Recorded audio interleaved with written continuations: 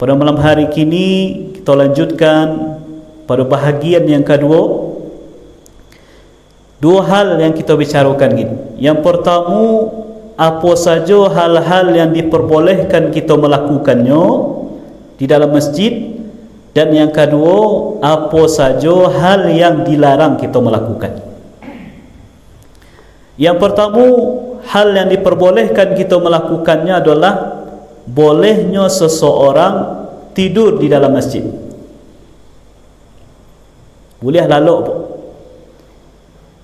tetapi bagi ibu-ibu tidak dianjurkan. Bagaimana itu ibu-ibu?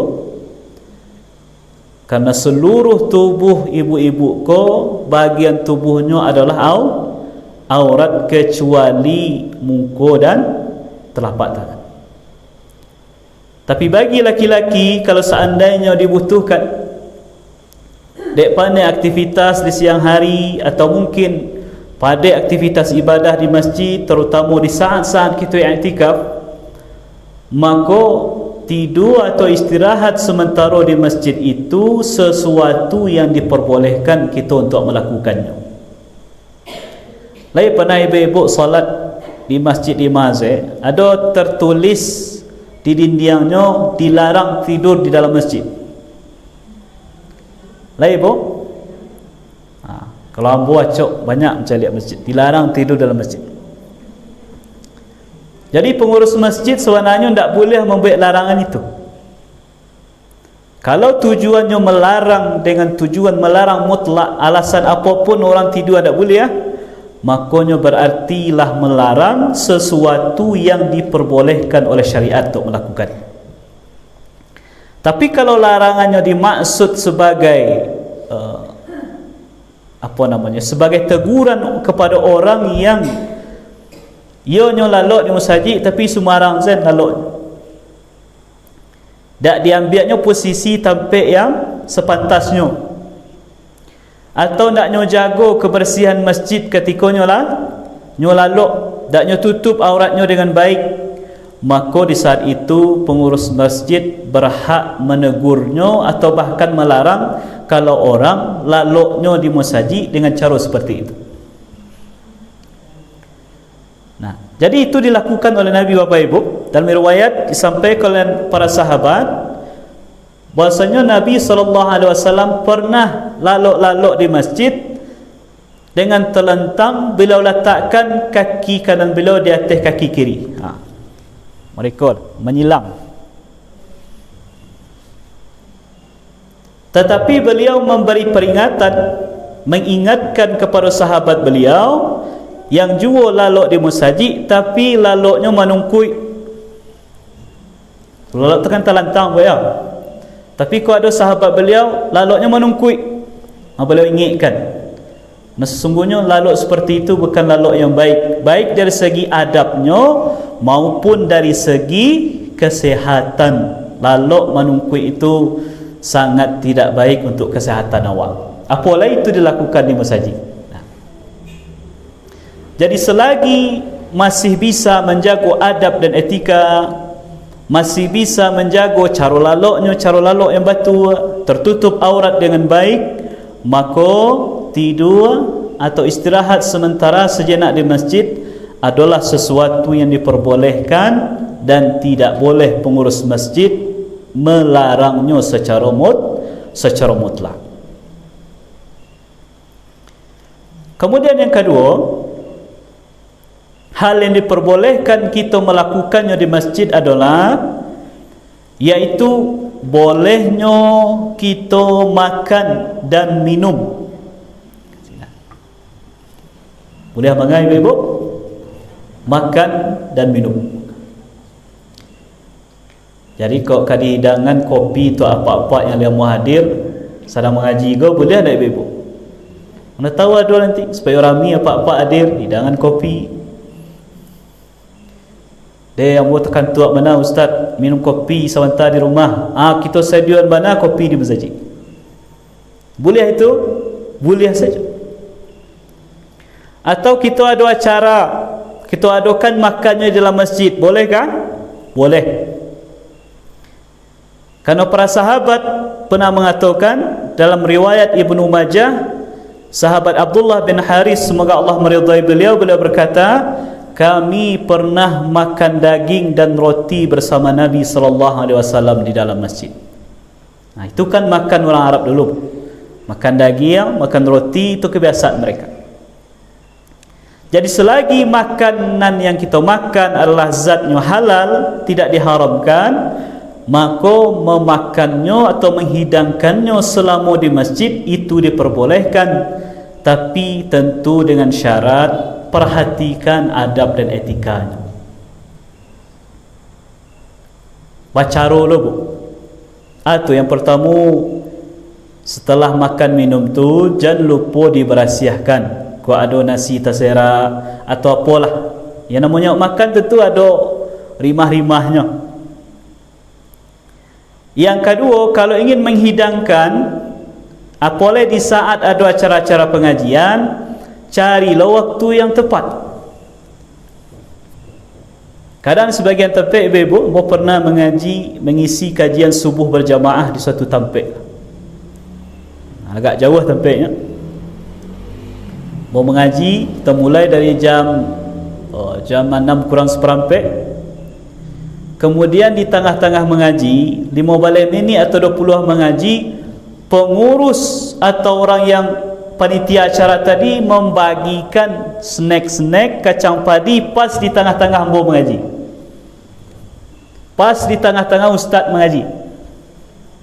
Yang terjadi itu ibu-ibu, yang awalnya fokus pikiran awak ke pengajian, ketika nampak lontong jo kacang padi, kemana bayinya lagi.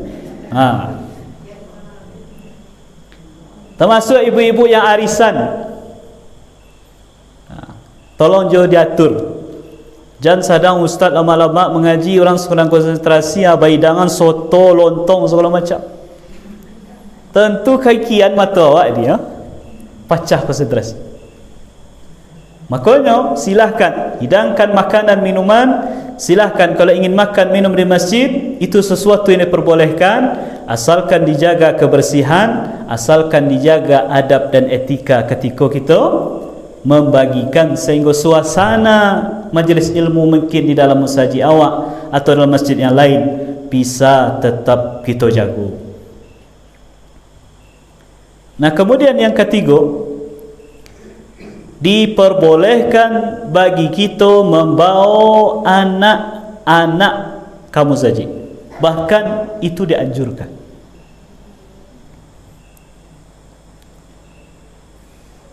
Coba saya lihat kini bawa pada ibu-ibu bara dua hadir anak-anak kita ke surau.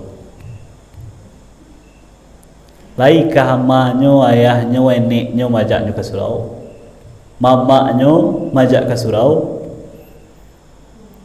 Atau kita ibu-ibu yang punya anak lain tak majak anak tu ke surau. Artinya jangan kita egois beribadah. Jadilah kita orang yang berniat supaya masuk surga ko bersama-sama dakwah surang zen. Si suami sebagai kepala keluarga ingin masuk surga, nyo ajak isterinya, anaknya ke surau. Nyo pun ke surau. Tak sekadar suruh pai tapi di rumah, tapi mengajak bukan menyuruh. Bahasanya apa bu? Mengajak bukan menyuruh. Kalau menyuruh kadang awak suruh awak tak pai. Iko bahasanya mengajak, artinya awak pai orang diajak. Si ibu jo meritu, nyo ingin dirinya masuk surga, suaminya masuk surga, anaknya masuk surga. Nyo pergi ke surau, nyo ajak suaminya, nyo ajak anak. Atau anak ingin masuk surga, makanya ajaklah ayahnya, ibunya yang alun pergi ke surau lain untuk bisa mengajak pergi ke surau. Dia ustaz lambu ajak sekali dua kali ndaknya namuah. Jangan bosan mengajak. Wa'mur ahlaka bis salati wastabir 'alaiha, itu kata Allah. Suruhlah, ajaklah keluargamu untuk melakukan salat, wastabir 'alaiha, dan bersabarlah ketika mengajak itu. Bersabar itu artinya Bapak Ibu, bersabar dengan prosesnya. mungkin sekali, 2 kali, 3 kali sampai 10 kali alun namuahnya lain. Bisa jadi ke-20 kali gitu aja baru nyamuah. Makanya jangan pernah kita mengatakan lah bosan ambo ustaz sekali 2 kali yang buajak namuah apa dia selalah jangan. Taruh saukan aja. Minimal dalam lingkungan keluarga kita yang bisa kita atur dengan pengaturan kita sendiri. Tetapi tentu tak setiap anak ketek kau bisa kita bawa. Ada apa namanya? Ada aturan-aturannya. Salah satunya adalah yaitu ketika bisa kita memberikan pemahaman atau menjaganya. Ketika solat nanti bisa diatur dengan baik, tidak mengganggu mungkin orang yang sedang solat. Kalaupun seandainya lah bausau kita berikan pemahaman dan ia pun di usia yang rasa-rasanya lah bisa diberikan pemahaman, tapi yang namanya anak-anak, ibu-ibu lawa agih apa namanya dah kita bisikkan di rumah, dah diajar di rumah, iyo keceknya tiba di surau. Nah, itu namanya proses. Abo masih ingat ibu-ibu bahawa orang gaib dulu membawa ke surau, menyeruah ke surau diketek-ketek masih takana bahawa masih ketek-ketek alun paham mana lai berlari dari sudut surau ke sudut surau, lari dari saf sinan kan masih di surau di bawah, dari saf kiri ke saf kanan berlari, kadang-kadang piciat di rumah gitu.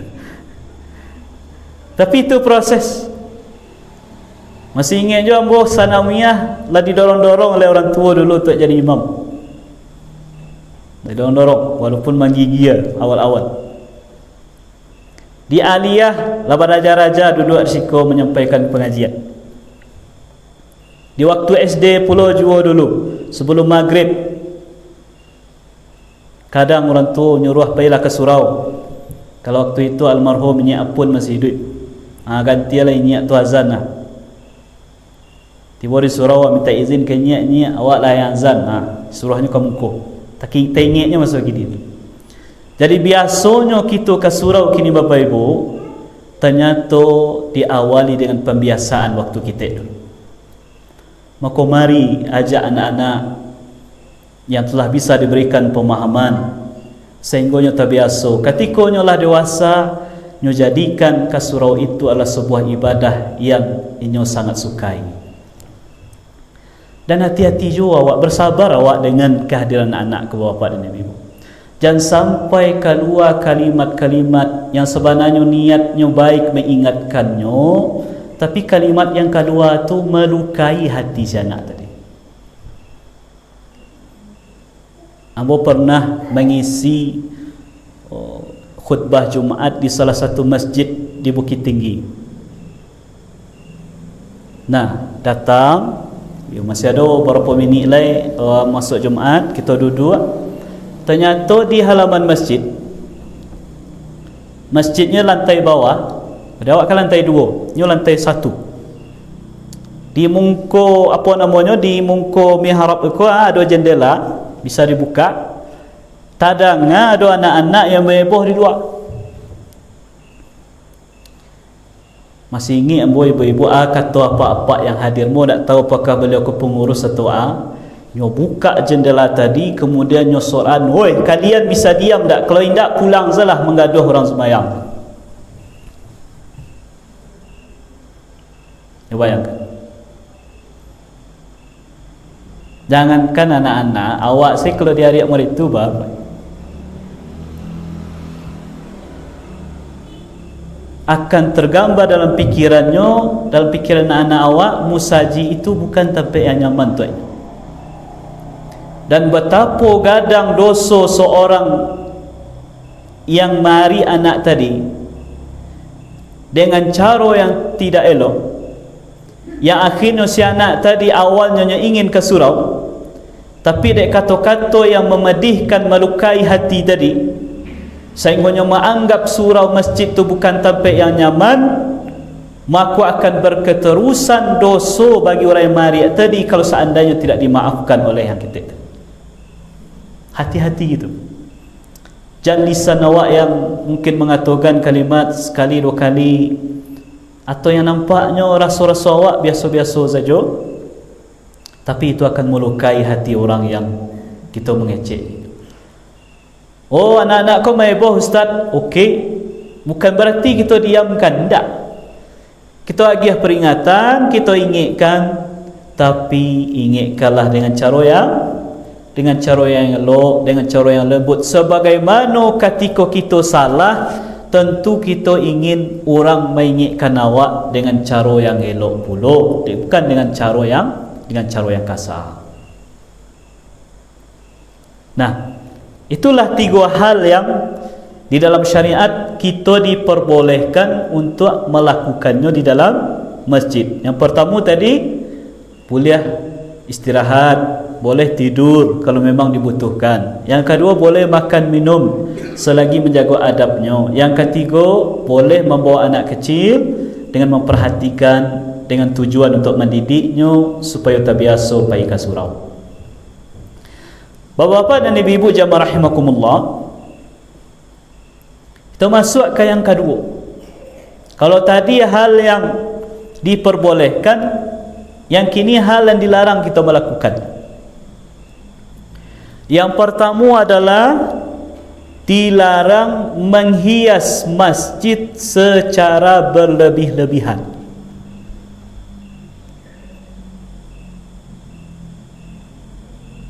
Kata Nabi sallallahu alaihi wasallam, la taqumu as-sa'atu hatta yatabaha an-nasu fil masajid.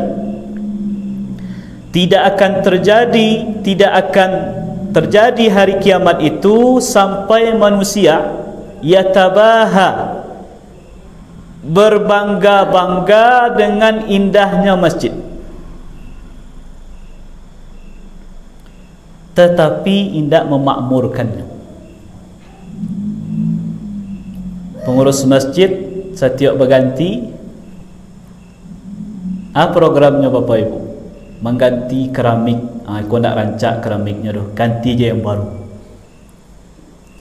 Ganti pula pengurus berikutnya, ganti itu, padahal yang lama masih rancak, tak perlu diganti. Tentu kita tidak melarang kalau seandainya fasilitas masjid atau keadaan masjid yang tua, yang patut diganti untuk diganti, tidak. Tapi kalau seandainya program pengurus hanya sekedar dalam masalah pembangunan, memperindah apalagi dengan kesan berlebihan, maka itu yang dilarang oleh Nabi sallallahu alaihi wasallam. Ibu-ibu pernah mencelak gereja di Bukit Tinggi tak? 2 gereja berakiat. Coba saya lihat. Ambo jujur, dari Ambo ketik sampai kini, gereja di Bukit Tinggi itu minimal yang di luarnya. Kalau di dalam awak tak tahu tu. Banyak tak perubahannya? Tak ada berubah. Paling catnya paling yang lama diganti yang baru, atau di luar ditambah seketik-seketik. Tapi wujud bangunannya persis seperti dulu bahannya bangun. Artinya apa? Mungkin mereka punya prinsip terlalu megah-megah warna kalau tak ada isi. Artinya silahkan kita memperbagus masjid, silahkan, tetapi jangan berlebih-lebihan sehingga bangga awak hanya dengan rancak surau, bukan dengan raminya orang beribadah di dalam. Sehingga nanti surau itu menjadi apa Bapak Ibu? Hanya sekedar menjadi tampik rancak untuk berfoto. Orang datang rami-rami deh di kampung itu, di atas bukit, rancak masjidnya. Pai orang kama bu tak sembahyang dah. Pai kama berfoto-foto. Pai manga akad nikah. Tak dilarang akad nikah di masjid, silahkan. Tetapi jangan masjid itu dikenalnya hanya sekadar dengan hal-hal seperti itu. Maka berlebihan di dalam menghias masjid sehingga menghilangkan kesannya untuk tampil ibadah yang khusyuk, kita tanang hati kita di dalam, adalah sesuatu yang dilarang oleh syariat kita melakukan. Jadi sekali lagi bahasanya berlebih-lebihan. Tapi kalau memang sekali lagi patut diganti, catlah lama lah kusam patut diperbaharui, fasilitas lah rusak patut diganti, maka tentu itu diperbolehkan, bahkan diperintahkan kita melakukan. Yang kedua adalah dilarang kita mencarter tampik. Apalagi sembahyang raya. Nah, datang capek ke surau, letakkan sajadah di muka, siap tu pulang. Nah, kira-kira rasul-rasulah rami orang di surau, baru datang ke surau. Mamnu, enggak boleh. Tapi kalau memang awaklah dulu datang, awak bantangkan sejadah di tempat itu, situ kita duduk, itu memang hak awak. Karena orang yang paling berhak untuk mendapatkan saf paling depan adalah orang yang paling datang awal. Tapi kini aneh, ada orang yang lain capek datang tapi nak dibungkuk cari tampik dari belakang. Lain capek tiba tapi nak kabungkuk dari kamar. Sehingga perlu khatib Jumaat itu menyampaikan, bapak-bapak kami yang hadir Jumaat, mari penuhi saf yang paling depan, kerana saf paling depanlah saf yang terbaik. Lain ada yang menangakan, lain bergeser ke muka, tapi yang tidak mendengar dulu. Jadi ambillah saf paling muka. Saf paling baik adalah saf paling depan. Lau ya'lamun nas ma fin nida'i was-saffil awal. Kalau seandainya manusia itu tahu pahala keutamaan yang akan didapatkan dengan mengumandangkan azan atau salat di saf yang pertama, thumma lam yajidu illa ayastahimu alaihi lastahimu alaihi, kemudian mereka tidak bisa mendapatkan itu kecuali dengan mengundi, maka mereka akan adakan undian. Tapi Allah tidak nampakkan, Allah gaibkan balasannya. Supaya apa? Supaya kita solat di saf pertama itu betul-betul adalah kerana iman kepada Allah, bukan kerana balasan-balasan keduniaan. Nah, jadi apa namanya, tak boleh mencatar tampik tadi. Nah, kalau terlambat datang, ya biarlah di saf bima yang pas kita untuk membiaknya tampik kita oposisi awak untuk melaksanakan solat. Kemudian yang ketiga, dilarang keras keluar dari masjid setelah azan kecuali ada urusan yang sangat penting. Ada sahabat Nabi yang bercerita, Bapak Ibu, cerita beliau, kunna qu'udan fil masjid ma'a Abi Hurairah. Pernah suatu kali kami duduk-duduk di dalam masjid bersama Abu Hurairah, sahabat Nabi yang mulia. Fa'adzana al-mu'adzinu, maka muazzin pun azan. Faqama rajulun minal masjid, maka ada seorang laki-laki yang awalnya di dalam masjid, kemudian dia keluar, yabshi, dia keluar. Fa'atsba'ahu Abu Hurairah basarahu hatta kharaja minal masjid. Abu Hurairah memandangi laki-laki tadi sampai keluar dari masjid. Faqala Abu Hurairah, maka Abu Hurairah mengatakan, amma hadha faqad asa Abul Qasim sallallahu alaihi wasallam. Adapun laki-laki ini adalah orang yang durhaka kepada Muhammad sallallahu alaihi wasallam. Kadang ambo pribadilah bapa dan ibu, atau mungkin kita merasakan, kadang acara yang adakan acara keislaman, acara khatam Quran contohnya saja, anak-anak hadir, orang tua hadir dari jam 9. Ternyata peserta khatam dek banyak lah, ka azan zuhur laila masuk waktu zuhur, tapi masih ada yang lu tampil. Kecek protokol pembuat acara, bapak-bapak dan ibu-ibu, kerana waktu zuhur lah masuk, kita pending, kita istirahat dulu. nanti sekitar jam 1:30 baru kita mulai balik. Sesuatu yang sangat disayangkan kadang, banyak orang yang hadir saat itu memilih untuk pulang, padahal awak ada risiko. Anak-anak kita apalah yang padusi, yang lun tampil nyo ndak solat dulu dah, dengan alasan apa? Habis badak awak ustaz. Dek ibunya di rumah membadainya tabah-tabah tambah lipstick. Kadang itu yang buat kurang setuju ibu, untuk khatam itu terlalu berlebihan, sehingga sayang untuk berwudu kerana sayang hilang badak dia lalu tampil. Khawatir kita masuk dengan apa yang disampaikan Abu Hurairah tadi, amma hadza faqad asa Abul Qasim, orang ini orang yang durhaka kepada Nabi, orang yang awalnya dalam masjid kemudian datang azan kemudian dia pulang. Naudzubillah.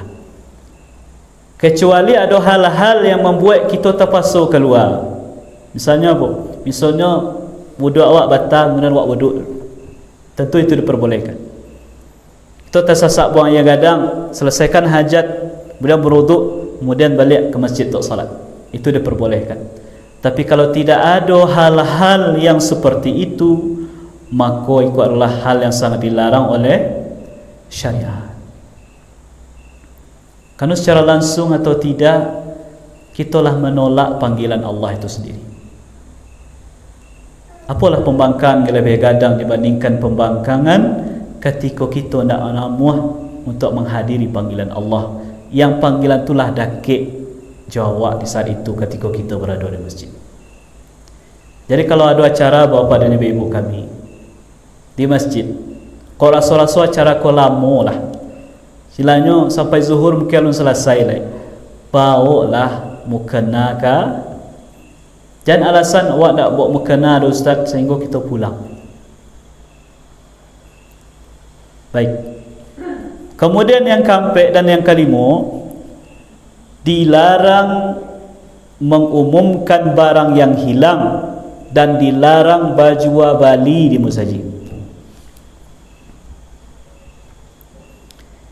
Dari Nabi sallallahu alaihi wasallam, Nabi sallallahu alaihi wasallam bersabda, "Idza ra'aitum man yabi'u aw yabta'u fil masjid," apabila engkau melihat ada orang yang berjual beli di masjid, baik jual belinya itu ada barangnya atau tidak, hanya akad saja, faqulu lahu, katakanlah ke orang itu, la arbahallahu tijarataka, mudah-mudahan jual beli kalian tak beruntung, merugi. Hati-hati ibu. Nah, jangan melakukan akad di dalam masjid. Jangan membayar-bayar, kok lado nak tak bayar tadi, bagian di surau nak beli. Membayar sewa parak di surau tak boleh, keluar, bawa di luar, kerana itu bukan tabiat di masjid. Kemudian, man sami'a rajulan yanshudu dalatan fil masjid falyaqul la raddaha Allahu 'alaika fa innal masajida lam tubna li hadha. Dan apabila engkau mendengar seseorang yang mengumumkan barang hilang di masjid, maka katakanlah kepada dia, mudah-mudahan Allah tidak mengembalikan barang yang hilang darimu itu. Disuruh awak mengecek tu. Papa ibu-ibu, sial ni nampak kunci Honda Ambo hilang di surau. Kecekan kainnya bapa ibu, mudah-mudahan kunci yang ku tak sobok. Kalau tak boleh di dalam. Tapi kalau di luar, ya silahkan tak apa. Nah, tapi ada ulama yang membolehkan kalau seandainya yang memberi pengumuman itu adalah orang yang menemukan, bukan orang yang punya barang. Misalnya pengurus masjid nyoba sobok ada kunci, Dia umumkan di surau. Maka sebagian ulama ada yang membolehkan. Atau ibu-ibu ada yang bersebut, ada orang ketinggalan HP kemudian di suraan, boleh. Kalau hilangnya di dalam musajid. Tapi kalau hilangnya di luar musajid, tak boleh. Dia pak pengurus, malang tiba dia ambo hilang anda ambo. Di mana anda apa hilang di rumah, tolonglah umumkan di surau je. Kau tak boleh benar. Kecaan ke orang tu, mudah-mudahan orang dapat tak bersobok. Nabi mana menyuruh? Kerana musajid itu diciptakan bukan untuk itu. Lalu batu ustaz, ibu awak barangnya hilang segala macam.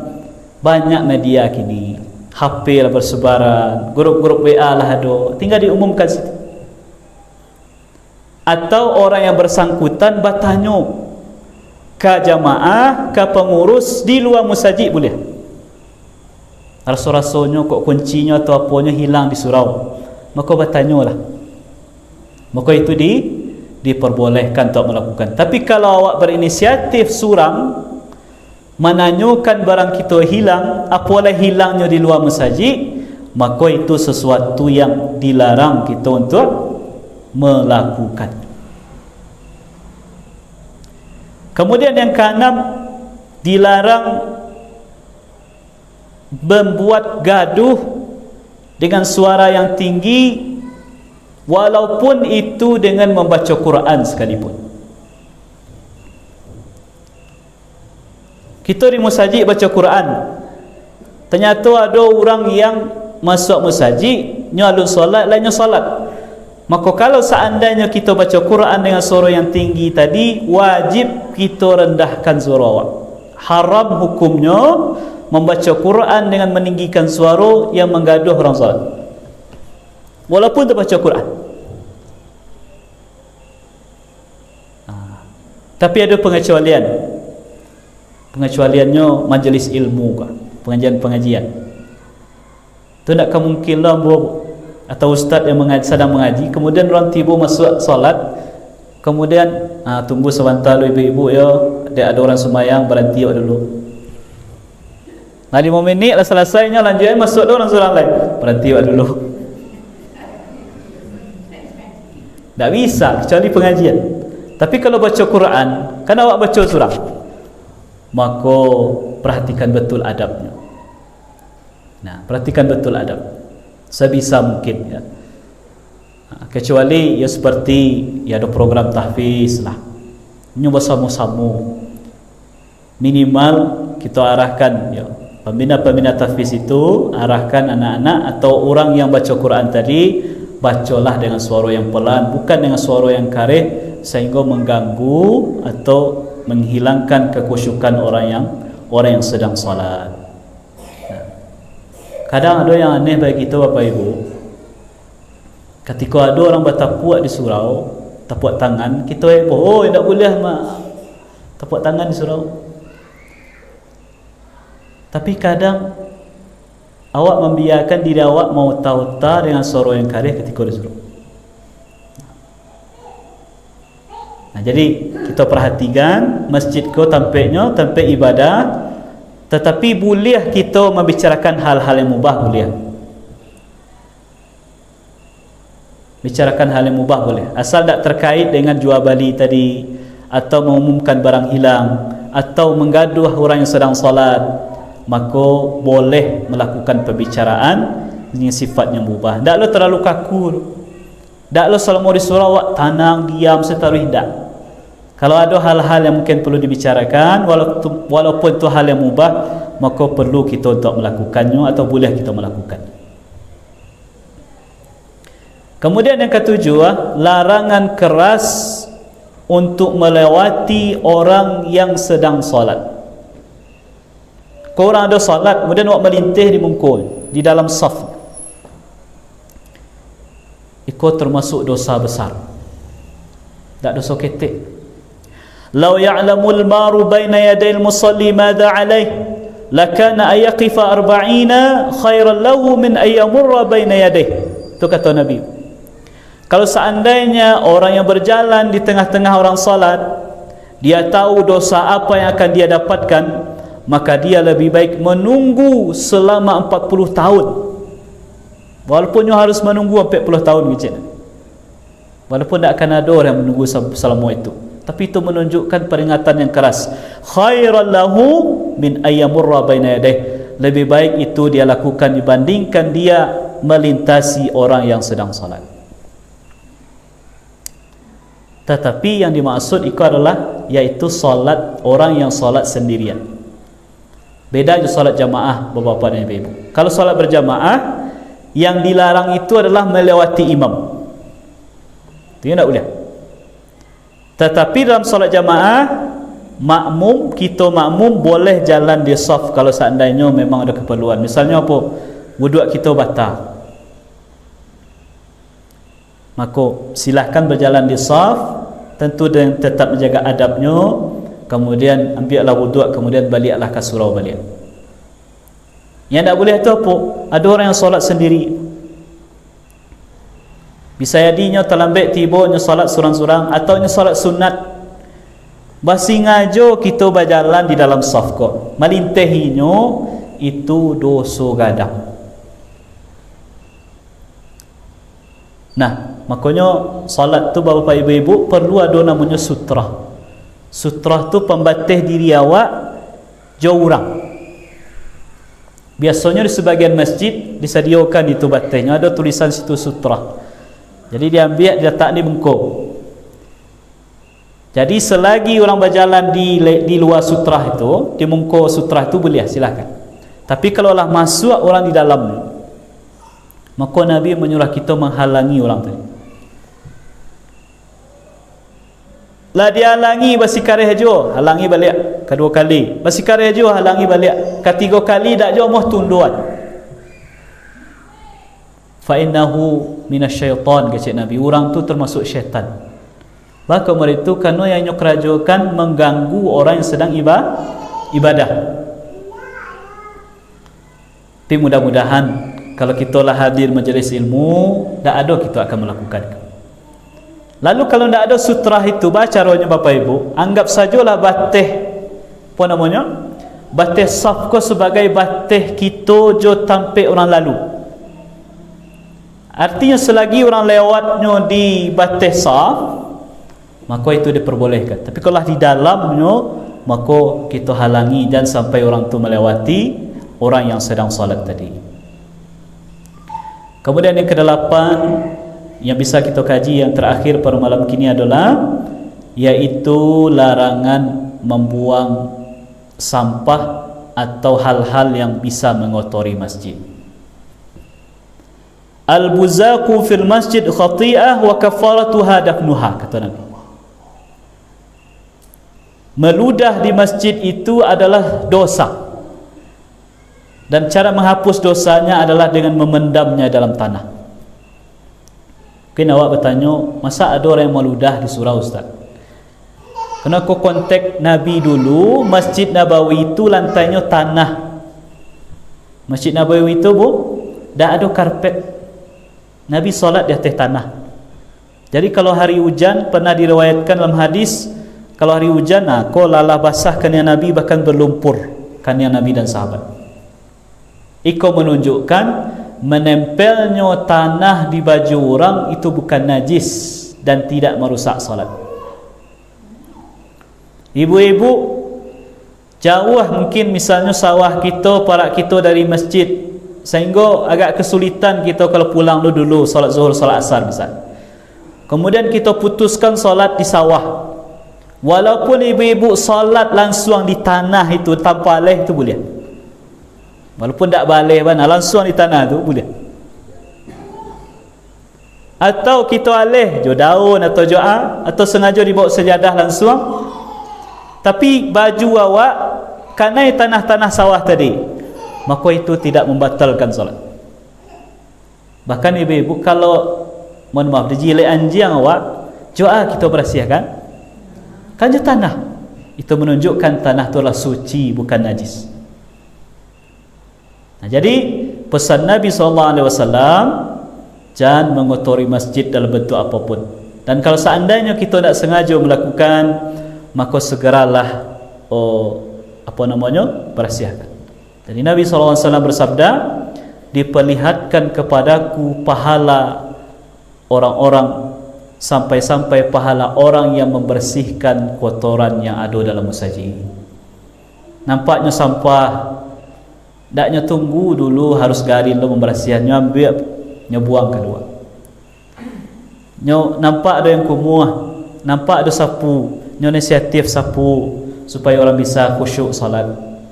Maka hal seperti itu akan Allah balasi dengan balasan yang setimpal, insya-Allah. Baik, itu yang bisa kita bahas malam hari ini. Sebagai kesimpulan, ya, hal yang dilarang kita melakukan yang pertama tadi, yaitu larangan menghias masjid secara berlebihan. Kemudian yang kedua, tidak mengambil tempat khusus di masjid atau mencarter tampik tadi. Yang ketiga, tidak keluar setelah azan atau ketika azan berkumandang kecuali punya hajat yang sangat penting. Yang keempat, larangan mengumumkan barang hilang dan larangan berjual beli. Itu sampai nombor 5. Kemudian yang keenam, larangan bersuara gaduh yang mengganggu orang yang sedang beribadah kecuali dalam majlis ilmu. Kemudian yang ketujuh, larangan keras bagi orang yang lewat di depan orang salat. Kemudian ke-8, larangan membuang kotoran atau sampah atau hal-hal yang bisa mengotori masjid. Mungkin itu yang bisa kita sampaikan dan bahas pada malam hari ini, dan insya-Allah kita lanjutkan di pertemuan-pertemuan berikutnya.